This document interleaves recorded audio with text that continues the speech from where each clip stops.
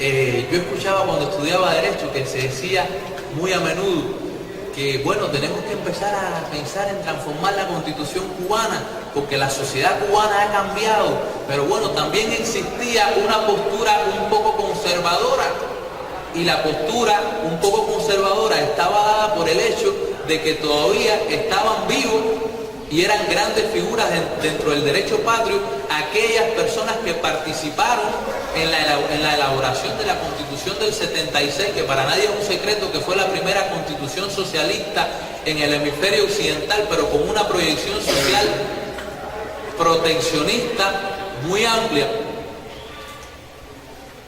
Por eso no se quería cambiar, en parte, ¿no? Hasta que nos dimos cuenta que nuestra sociedad necesitaba de cambios, pero que se había enriquecido porque la experiencia revolucionaria lo había indicado así. Entonces ahora nos damos una constitución mucho más perfecta. ¿Por qué digo mucho más perfecta? Bueno, miren, porque se atempera la realidad cubana actual. Porque en la vida real se reconocen derechos que la constitución actual no tiene reconocidos, derechos de tercera y cuarta generación, como el derecho a un medio ambiente sano, el derecho a la intimidad ante la actuación de los medios y de las nuevas, el desarrollo de las comunicaciones, el derecho de los consumidores a la alimentación, al agua, pero desde el punto de vista de la contribución a la institucionalidad del país, miren, se fortalece el rol de la Asamblea Nacional, porque la Asamblea Nacional cubana es el máximo órgano de poder del Estado y el máximo órgano representativo dentro del sistema de órganos estatales, porque es la representante y la depositaria, por decirlo de alguna manera, de esa soberanía popular. Se fortalecen las bases democráticas del sistema político cubano. Si hacemos una comparación entre la Constitución del 76 y el nuevo texto constitucional, nos vamos a dar cuenta de que existen nuevos mecanismos de participación popular directa, incluso a nivel municipal, que la Constitución actual no los reconoce. Se instaura la figura del presidente de la República, que en el periodo revolucionario la tuvimos hasta la Constitución del 76, desde ese momento hasta acá no hemos contado con un presidente de la República. Se instituye la figura del primer ministro, pero aún así seguimos teniendo una forma de gobierno asamblearia, porque el foco de poder lo continúa manteniendo ¿quién? La Asamblea Nacional del Poder Popular. Para cerrar ya mi intervención, porque hasta cierto punto he tratado de vincular un poco lo que decían los profesores a las cuestiones jurídicas para que no se viera tan como que de cajón, ¿no? La historia constitucional cubana le debe mucho a Camagüey y le debe mucho a los camagüeyanos. Cuando hablamos de los ilustres juristas de Cuba a lo largo de la historia, muchos han sido camagüeyanos. Uno de ellos, Salvador Cisneros Betancourt, Agramonte, en el gremio del derecho en Cuba se otorga anualmente un premio de investigación denominado Ignacio Agramonte a las mejores investigaciones científicas del año. Por ejemplo, la icónica Facultad de Derecho de la Universidad de La Habana, para orgullo nuestro, lleva el nombre de Ignacio Agramonte. La figura representativa del gremio que ejerce la abogacía en Cuba es Ignacio Agramonte, pero hemos tenido otros como vinculados al Camagüey, como Héctor Garcini Guerra, Francisco Barona Duque de Estrada, ilustres personalidades que surgieron del patio. Entonces yo creo que los camagüeyanos tenemos que vivir con ese orgullo y le debemos mucho todavía a esas personas. Sobre todo ha estado esa responsabilidad en manos de los juristas, que a veces nos preocupamos por saber de derecho las cuestiones técnicas, pero nos alejamos un poco de las raíces para saber definitivamente de dónde venimos. Yo quería decir que tiene que ver con lo que yo ahora mismo, que tiene que ver con lo que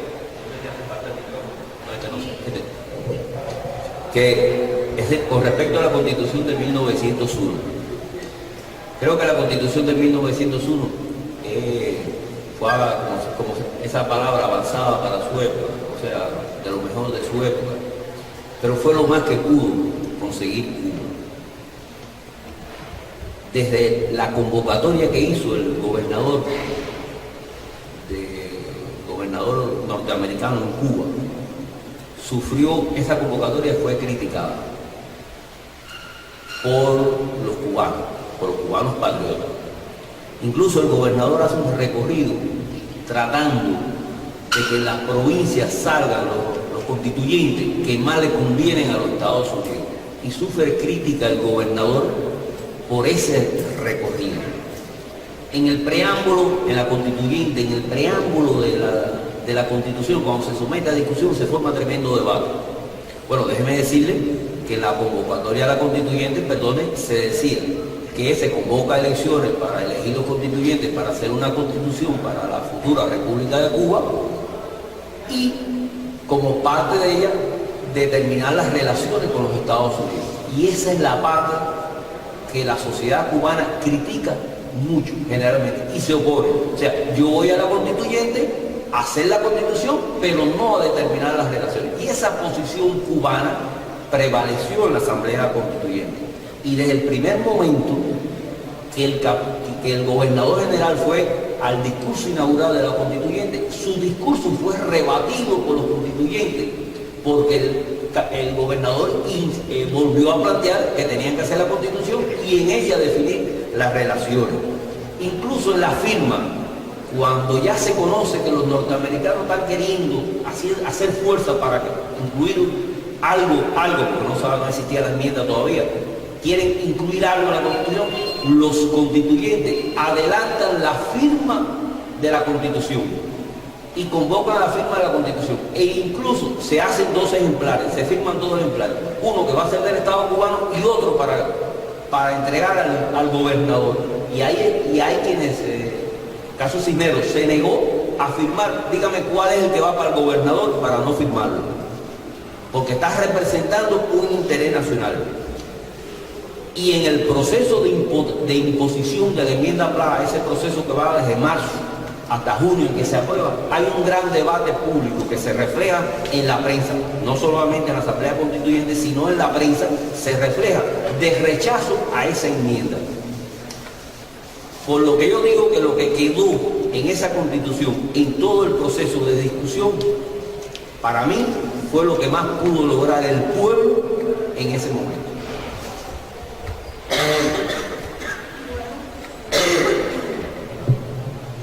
Con respecto a Guaymaro, que es la que estamos en vísperas prácticamente de conmemorar su 50 aniversario, acá mis amigos juristas saben que ha sido muy criticada porque consideran que no es una constitución hecha para tiempo de guerra.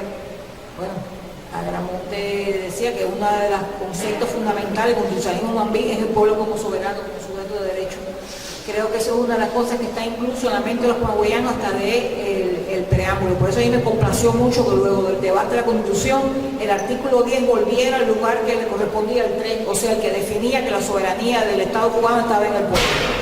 Eso a mí me parece que haberlo tirado para el 10, no volvió para donde estaba originalmente, que era en el 13. Y entonces yo creo que ese es uno de los puntos más importantes que los camagüeyanos le legamos al constitucionalismo cubano. Porque no solo, bueno, se dice que Baraguá, que incluso es de fecha bastante reciente el justiprecio al breve texto constitucional de Baraguá, pero en realidad la Constitución de Baraguá no emerge de una asamblea de representantes. Motivo entonces por el cual podemos decir que Camagüey sí fue la sede de todas las asambleas de representantes que se hicieron durante la guerra contra España, porque hay que acordarse de la Asamblea de Santa Cruz del Sur, aunque después se traslade para el Cerro, pero esa nació, la Asamblea de Santa Cruz del Sur, como respuesta a la Constitución de la Yaya que decía que transcurrido determinados tiempos, etc. O sea, de que Camagüey es la sede de las 4 asambleas de representantes mambistas, que eso es un detalle muy bueno para nosotros los camagüeyanos, porque de amar el terruño se cogen fuerzas para armarlo grande. Y en estos momentos, que con eso quiero cerrar, y con la inminencia de la Constitución de Guaymaro, lo que escribió un colega mío holguinero, Armando Cuba, que tremendo nombre, Armando Cuba, que Cuba está trabajando el tema del federalismo en la constituyente en Mambisa, incluso hasta el 1. Y Cisneros es, porque Cisneros es el que promueve el federalismo abiertamente en Guaymaro. Y entonces Cuba, en un momento de su libro, que ya yo cité en una que había escrito, decía que debemos concederle a Guaymaro el mérito de no solo lo que logró, sino lo que evitó. Y creo que esa es una idea muy acertada de mi colega Holguinero. Guaymaro no solo por lo que logró, sino por lo que evitó. Y con esa idea estamos prácticamente a semanas del 150 aniversario.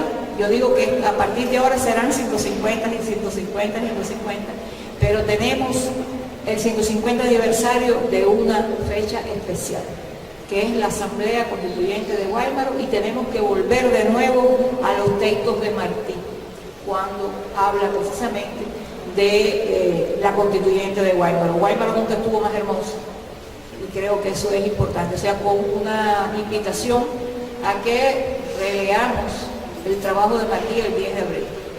Bueno, no sé si las autoridades cierran, pero bueno, yo estoy agradeciendo a nombre de los 4. No, perdona. Y el 26 de febrero se cumple el 150 aniversario de la abolición de la esclavitud por los camagüeyanos. Con la asamblea de... Bueno, sobre eso pudiéramos conversar en otra oportunidad, o sea, sobre el abolicionismo mambí. Creo que sería un tema porque de alguna manera los camagüeyanos fuimos más sistemáticos en nuestro avance hacia la abolición de la esclavitud. Yo estuve hace unas semanas en Bayamo, y en el ayuntamiento de Bayamo, en mármol, por supuesto, porque en Bayamo todo es en mármol, ¿no? Hay mármol en Bayamo, yo pensaba que era en la isla, ¿no? Pero parece que en Bayamo es mucho también. En el ayuntamiento dice, en este lugar, el 25 de diciembre, Céspedes decretó la abolición de la esclavitud. Y eso no es así. Ahí Céspedes decretó la abolición condicionada de la esclavitud, porque la abolición fue abolida sin ningún tipo de apellidos por la Asamblea de Representantes el 26 de febrero, y en Guaymaro de modo tácito. Todos los habitantes de la República son enteramente libres, conciso y tácitamente.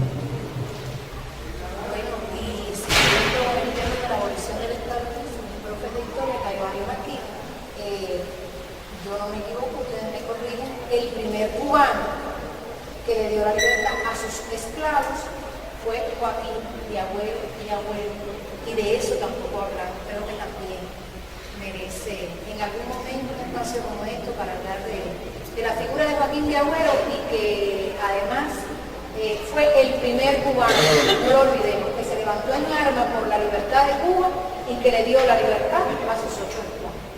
Si alguien de los que están presentes quiere hacer alguna pregunta a los panelistas,